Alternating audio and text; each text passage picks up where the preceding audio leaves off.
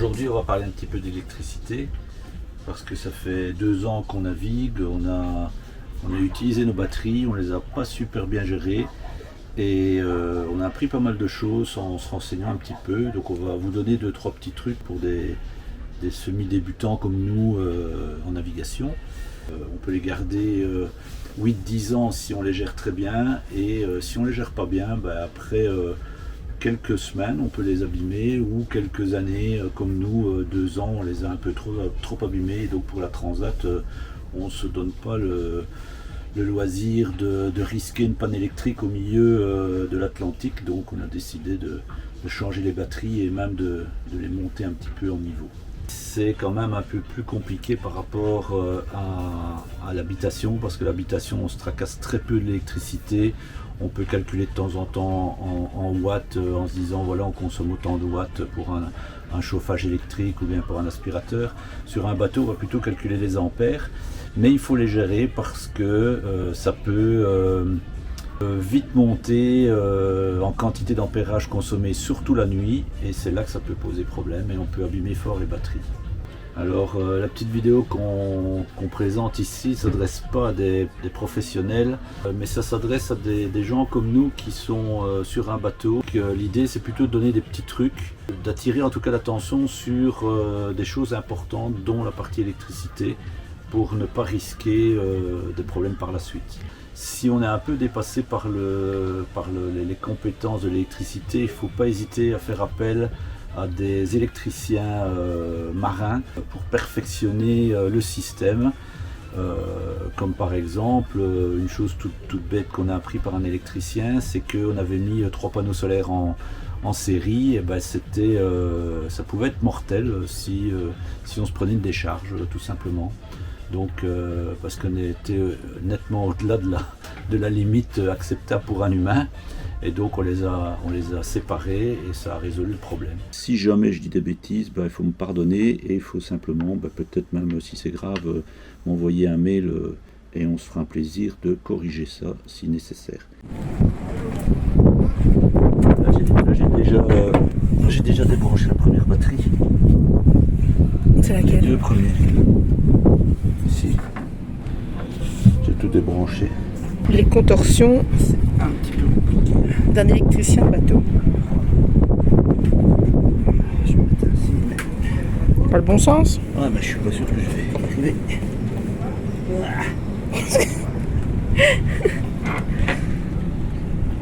Faut pas que je touche l'autre. Je retire les cosses pour tout débrancher, oui. Je tire tout en une fois. Celui-là, il devrait déjà partir d'ailleurs. Dans cette vidéo, nous allons aborder 6 chapitres. Les fils et câbles marins, comment sertir une cosse, volts, watts et ampères, le cycle d'une batterie, la consommation électrique à bord et la charge batterie. Sur un bateau, on a 2 réseaux électriques, du 240 volts et du 12 volts. On peut différencier facilement les réseaux avec les gros et les petits fils. Les gros fils, c'est pour en général les 12 volts, donc du 6 carré, du 10 mm carré, ainsi de suite. Le 240 volts, c'est les plus petits fils qui sont de 1,5 ou 2,5 carré en général. Voilà. Alors il y a des câbles à plusieurs torons. Voilà, donc ça c'est un câble avec plusieurs torons. Prise de terre, cote jaune et vert, parce que tout est codé en électricité. Ça c'est un fil électrique. Et ce que je ne savais pas, que j'ai appris, c'est qu'il existait des fils terrestres et des fils marins. Donc ici je dirais qu'il y a 3 types de personnes. Il y a les terrestres qui connaissent l'électricité terrestre, il y a les purs marins qui vivent tous les jours sur les bateaux, et il y a comme nous des amphibiens qui sont à moitié sur la terre, à moitié sur l'eau. Et donc il y a des petites différences par rapport à l'électricité de la terre. Alors la première chose, c'est qu'il faut faire la différence entre les fils qui sont plus ou moins pareils, mais qui en fait sont bien différents. On a par exemple ici un simple fil. Celui-là, il est en cuivre plein de masse, c'est un câble tout simple.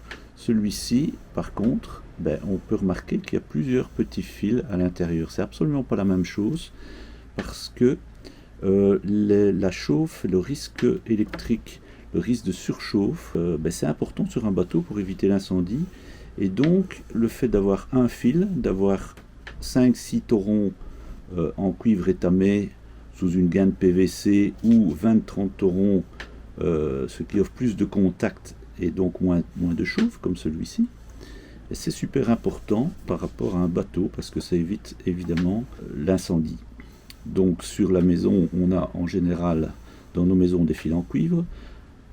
En fil ou câble marin, c'est plutôt du cuivre avec de l'étain. Donc l'avantage, c'est que c'est plus léger déjà. Il y a beaucoup moins d'oxydation, donc c'est pas négligeable parce que l'oxydation peut créer pas mal de court-circuit. Il y a une meilleure isolation.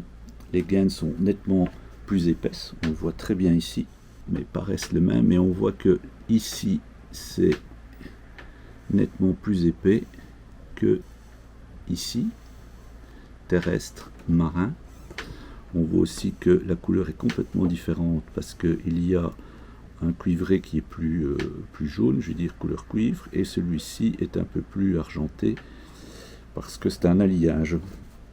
Donc l'avantage des câbles marins comme celui-ci, c'est que, donc je disais, moins d'oxydation, il y a une meilleure isolation, moins de dégagement de fumée en cas d'incendie, donc ils sont ignifuges. Les normes sont assez élevées en navigation, et c'est pas pour rien. Ils sont aussi, ils peuvent être armés, donc ce qui évite le ragage, donc l'usure, par le frottement quand le bateau est chahuté sur les vagues.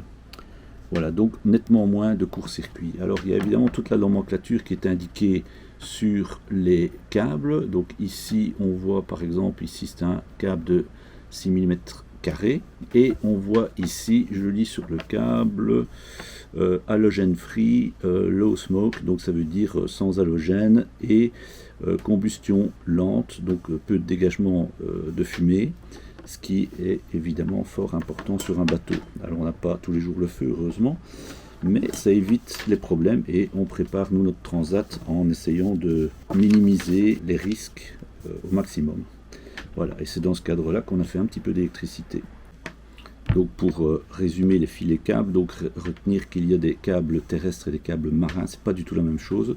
Les câbles marins sont nettement meilleurs, ils coûtent évidemment plus cher, mais ça vaut la peine de les utiliser. Et alors, chose aussi importante, c'est que les câbles marins sont en général plus souples parce qu'il faut les passer dans des endroits assez exigus, ce qui est pas non plus négligeable parce qu'on s'est fait avoir dans la pose de câble dans le mât. On a eu un problème pour la pose d'antenne 4G il y a 2 ans parce que notre câble était trop rigide et l'installateur n'a pas su le placer au bon endroit, et finalement on a dû redémater le mât. Bon, c'est frais évidemment, mais on a dû redémater le mât parce que les câbles étaient mal passés.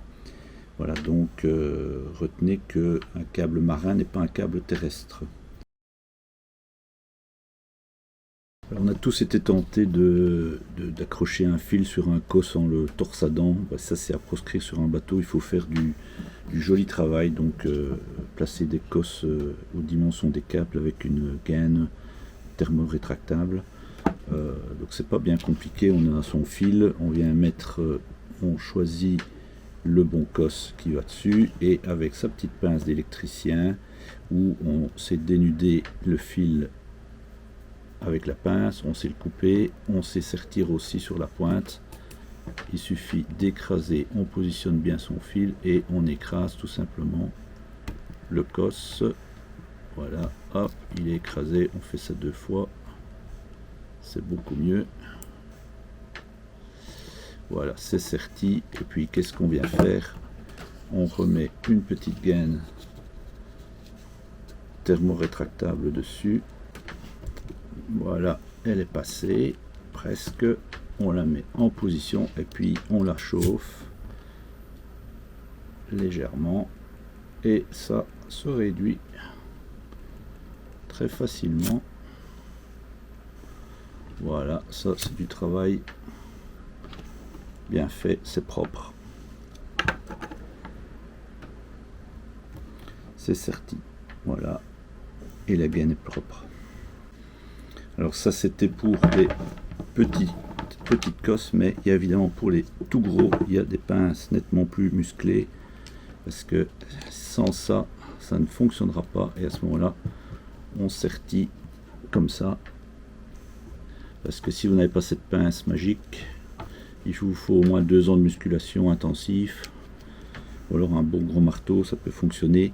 Et sur ce genre de choses, en général, on soude aussi la partie, mais ça ce sera autre chose, et on termine par la gaine thermorétractable également.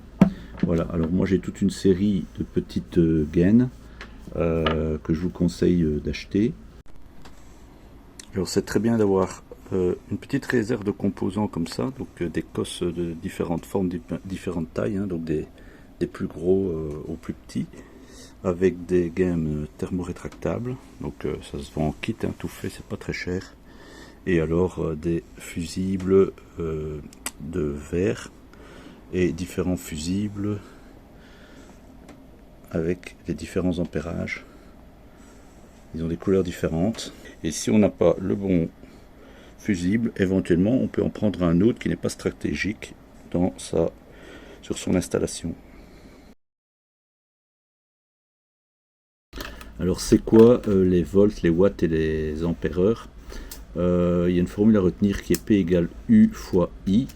U étant la tension, I l'intensité et P la puissance. Donc la puissance s'exprime en watts, la tension en volts et l'intensité en ampères. Ce qui est important sur un bateau, ce sont les nombres d'ampères que l'on consomme par rapport aux batteries. Donc il y a des batteries, il faut savoir qu'il y a 2 types de batteries sur un bateau. Il y a des batteries de démarrage moteur qui délivrent beaucoup de puissance pour démarrer le moteur. Il y a des batteries de servitude ou de service qui délivrent la puissance tout doucement, spécialement la nuit, le soir, quand on allume les lumières, quand on fait fonctionner les pompes de douche et ainsi de suite. Par exemple, un appareil qui va délivrer 2000 watts, comme un aspirateur par exemple, à terre, donc chez soi, on est branché en 240 volts. Donc si on divise 2000 watts par 240, on a 8 ampères, 3 d'intensité. Donc ça c'est ok parce qu'on a un disjoncteur en général de 16 ou 20 ampères. Si on branche 2 appareils, 2 aspirateurs, on aura 4000 watts, ça va faire 16 ampères le résultat. Donc 4000 divisé par 240 égale 16. Ça veut dire que c'est toujours ok par rapport à l'ampérage du coffret électrique de la maison. Par contre, il faut faire attention parce que il y a ce qu'on appelle des puissances de démarrage qui sont différentes si on a un moteur physique ou un moteur thermique. C'est-à-dire que quand on calcule une puissance électrique pour un moteur de 2000 watts, s'il y a un moteur physique derrière, il faut compter au démarrage 1,5 fois sa puissance, c'est-à-dire qu'on va faire 2000 fois 1,5, ça fait 3000 watts au démarrage. Même chose pour un moteur thermique, si c'est chaud, on compte 25% en plus, donc 1,25, donc ça va faire 2500 watts au lieu de 2000 watts. Ça, il faut le savoir parce que moi j'ai par exemple branché un groupe électrogène qui me permet de délivrer du 240 volts au mouillage. Donc je prends ma prise de quai et je la branche sur mon groupe électrogène. C'est un groupe électrogène de 8000 watts, mais attention, si je veux brancher par exemple la machine à laver de Cécile et en même temps le compresseur de plongée, ça fonctionne pour mes 8000 watts, sauf au démarrage, quand la machine à laver démarre, parce que une machine à laver c'est assez costaud. Au démarrage, je crois qu'il faut faire 3 fois la puissance. Donc si on a 2000 watts au démarrage, 2000 watts de façon continue, au démarrage, elle va pomper 6000 watts. Voilà.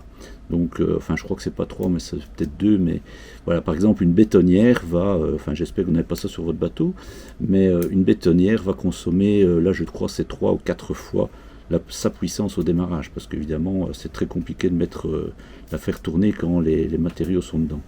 Donc ça, c'est important parce que ça peut très vite vider votre batterie de bateau. Nous, on avait 4 batteries de servitude de 140 ampères-heure.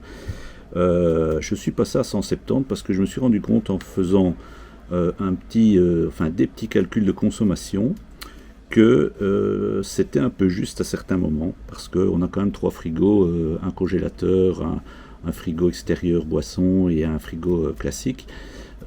C'est quand même assez costaud quand on consomme tout ça, et ainsi que les pompes. Par exemple, une douche, ce qu'on oublie, c'est qu'on a la pompe de douche qui amène l'eau, mais on a aussi l'évacuation. Donc en fait, ça fait deux pompes qui tournent pour une seule douche. Sachant qu'on a 3 douches à bord, et si on a 6 ou 8 personnes à bord, ça multiplie tout de suite le nombre d'ampères quand on est au mouillage et qu'on n'a pas la prise de quai. Attention, parce que si on vide complètement une batterie, ça peut aller relativement vite. La batterie est complètement foutue parce que le cycle s'est fait complètement, et il faut certainement pas descendre trop bas dans les batteries. Il faut toujours rester à 12 volts et demi dans la charge batterie.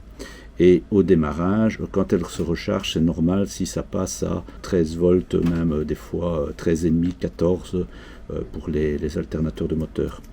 Voilà, donc ça il faut aussi le savoir.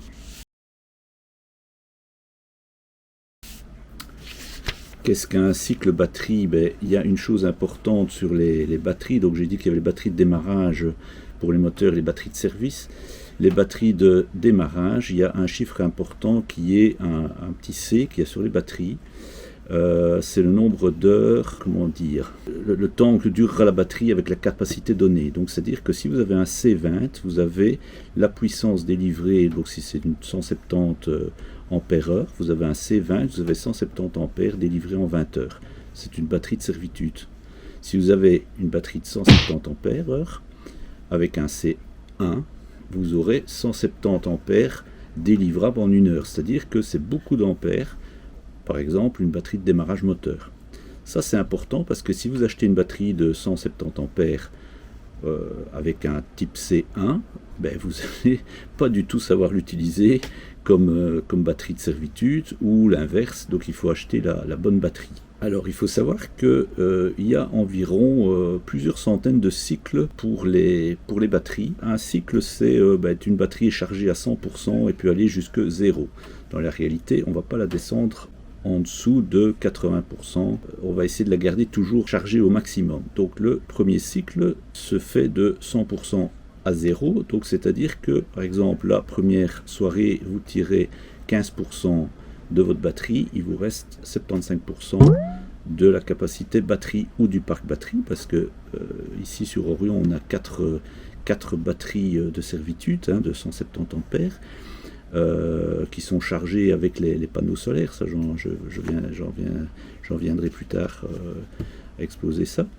Mais donc si vous tirez, j'en reviens à ce que je disais, si vous tirez 15%, il vous reste 75%. Le lendemain, au matin, vous allez avoir la recharge pendant la journée qui va revenir à 100%. Vous avez le deuxième jour, par exemple, 20%, vous tirez 20% sur votre batterie, ça vous fait sur le premier cycle 35%. Le troisième jour, vous rechargez encore, vous tirez 5%, vous avez à ce moment-là 40%, donc 35 moins les 5%, ça fait 40% toujours du premier cycle.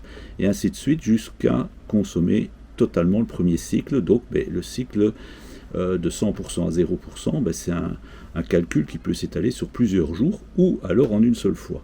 Mais attention, si c'est en une seule fois, ça veut dire que vous avez pomper trop sur votre batterie et là vous l'abîmez évidemment. Si on dépasse la capacité si on va quasiment à la moitié de la capacité des batteries, on consomme quasiment aussi 50% du nombre de cycles. Donc si vous en avez 600, il vous en reste plus que 400 en une seule bêtise. Et si vous allez carrément à des consommations extrêmes, à quasiment vider votre batterie totalement jusque du 10%, je crois que vous pouvez changer de batterie, et c'est malheureusement ce que nous on a un peu fait en navigation avec toutes les choses qui étaient allumées quand on avait des invités qui eux faisaient pas forcément attention à la consommation, à l'éclairage dans les chambres. Et bon, c'est de ma faute aussi parce que je surveillais pas ça spécialement. les douches, plus l'éclairage, plus la navionique, plus les frigos, plus, et puis voilà, finalement, ben, on a bousillé nos batteries, et donc on a dû les changer. Ça coûte quand même, parce que 4 batteries, ça m'a quand même coûté 2500 €. Voilà. Parmi 2 nouvelles batteries, ça y est, on a dû demander l'aide d'Yvan. On n'a pas acheté la boîte, Thibaut, parce qu'elle coûtait combien la boîte pour mettre les nouvelles batteries? 300 €. 300 € pour un bac en plastique. On compte. Donc on a opté pour une option de sang. de MacGyver. De MacGyver. C'est que ça marche. Donc je reviens un peu sur les consommations parce que je disais par rapport à nos batteries maintenant de 170 ampères-heure, je disais de ne pas descendre en dessous des 80% pour la décharge. Donc ça veut dire que si on consomme 20% de batterie sur les 170 ampères-heure, ça me laisse par batterie 34 ampères-heure. J'ai 4 batteries, donc 136 ampères-heure maximum. C'est parfait, mais c'est en fait finalement un peu pour la nuit. Et il faut faire attention parce qu'on a vite consommé la capacité batterie. Je vais prendre l'exemple d'une chose qui m'a un peu étonné quand j'ai fait mon analyse électrique. Je me suis rendu compte qu'une pompe consommait 9 ampères. Spécialement au démarrage, ça peut monter même plus haut. 9 ampères, donc je vais compter 10. Dans une douche, en fait, j'ai la pompe qui amène l'eau vers la douche, mais j'ai aussi la pompe qui évacue l'eau du bac de douche. Ça veut dire que j'ai 2 pompes qui tournent en même temps quand je prends ma douche. Donc si je compte 10 ampères-heure, ça fait x2. Ça veut dire que j'ai 20 ampères qui partent pour une douche. Alors évidemment, on ne prend pas une douche pendant 1 heure. Ça, c'est certain. Enfin, il vaut mieux, surtout sur un bateau. Mais ça veut dire que si j'ai 4 personnes, ça fait 80 ampères qui partent. Et si j'ai 6 personnes ou 8 personnes à bord, je suis vite à plus de 100 ampères, 140 ampères directement. Alors les gens ne vont pas prendre une douche pendant 1 heure, mais ça fait quand même une fameuse consommation. Et pour rester au-dessus des 80% de charge batterie, c'est assez compliqué. Ainsi, je me suis rendu compte qu'il y a des choses par contre qui ne consommaient pas trop. Je pensais que mon pilote consommait pas mal, mais ça va encore, ça fait 2 ampères-heure. Alors la navionique, j'ai calculé 3 ampères-heure. Le frigo, 5 ampères, c'est quand même pas mal. Alors il faut évidemment pas laisser les frigos se réchauffer et s'ouvrir, il faut bien les fermer. Congélateur, 5 ampères-heure. Éclairage indirect du carré, 2 ampères-heure. Et l'éclairage direct, 1 ampère-heure. Là aussi, j'étais un peu étonné.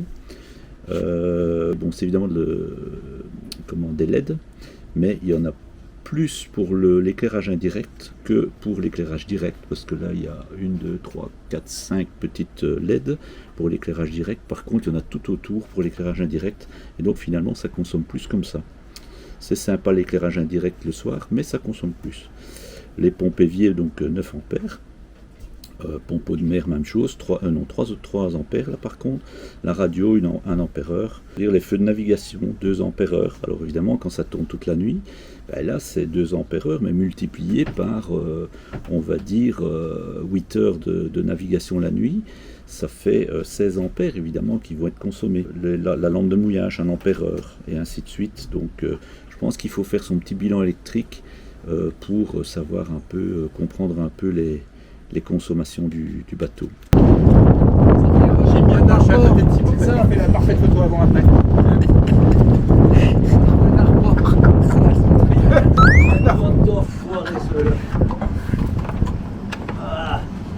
Ils sont solidaires, ils sont penchés au-dessus. Ouais. Moi je suis planqué derrière le couvercle, tu vois. Bon, le régulateur il est éteint, donc tout va bien. Ou bien il a crié, on ne sait pas, mais je pense qu'il...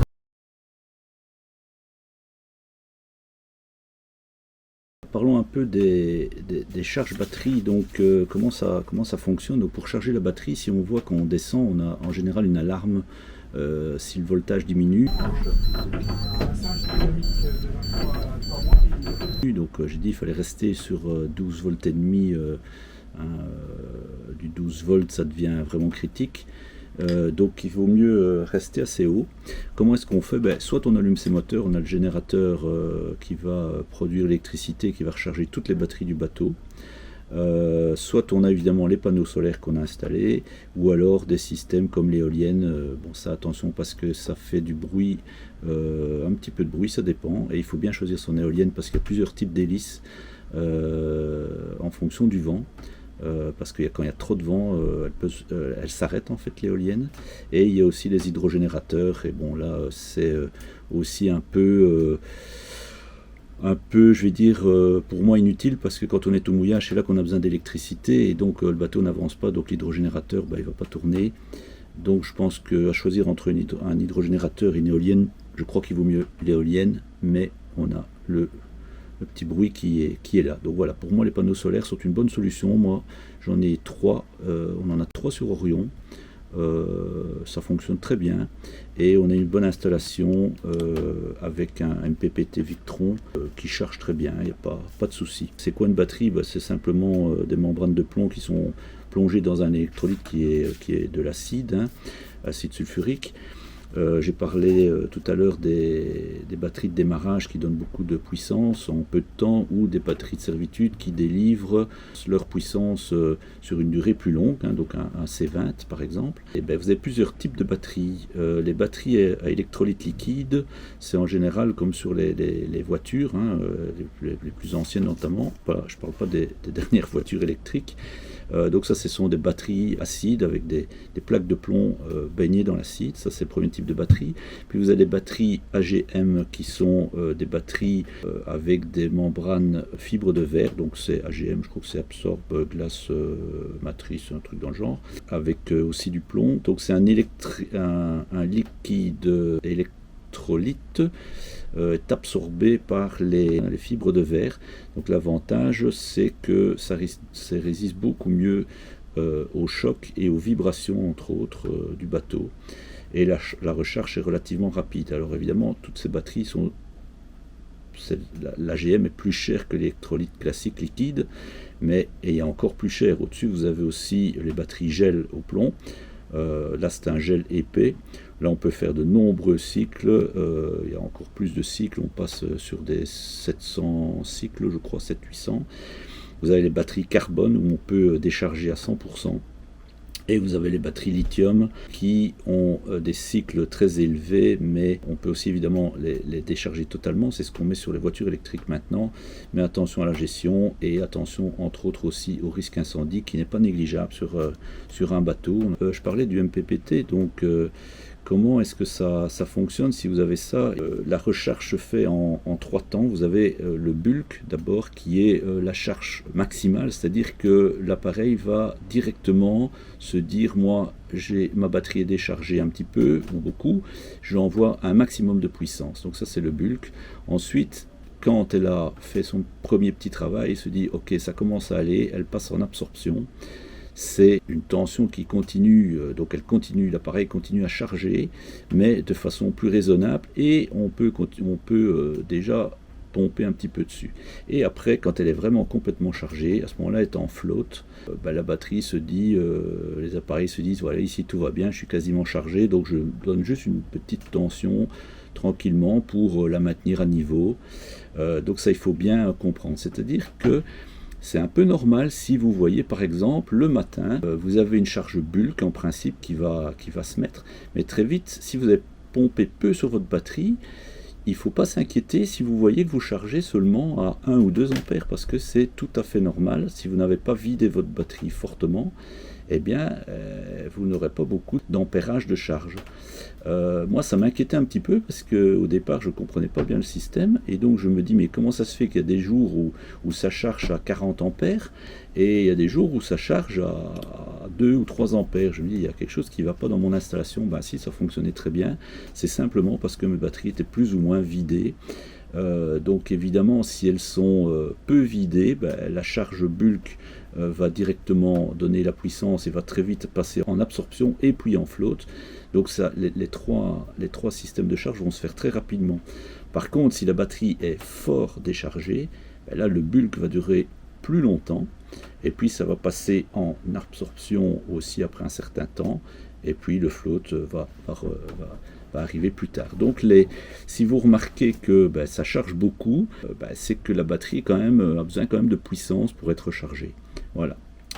Alors évidemment, si l'appareil ne fonctionne pas, que la batterie est déchargée et que ça ne passe pas en bulle, que vous êtes directement sur des charges très faibles, là il peut y avoir un problème sur l'installation, mais ce sont des systèmes, le système Victron est tout à fait fiable, sont spécialisés là-dedans, donc vous pouvez sans crainte faire confiance à ces appareils. Voilà. C'est tout ça qu'il faut reconnecter.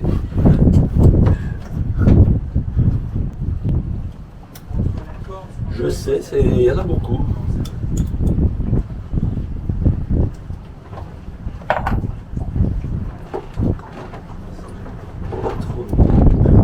Moi je reconnais, je suis un trouillard avec l'électricité. Mais lui aussi, il dit tout le temps qu'il a peur de se faire Je allumer. déteste ça.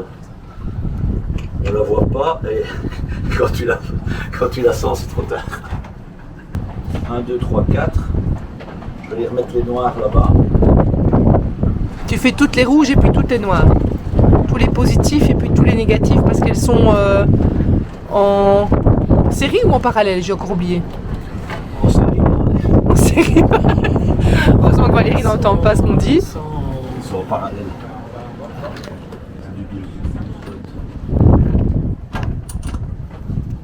Donc les 4 batteries sont connectées, c'est ça, chef? Ça c'est bien serré. Alors on va tirer ça. On va tirer ça. On va tirer tous les papiers qu'on a mis partout. Qu'est-ce que t'as? Vas-y, mets sur on. Hein? Que je regarde. On. Ah, ça y est. Il s'est passé quelque chose? Ah ouais, c'est ça. Ok. Il est 22h, ça va? Oui, mais elle dit toujours qu'il est 22h celle-là.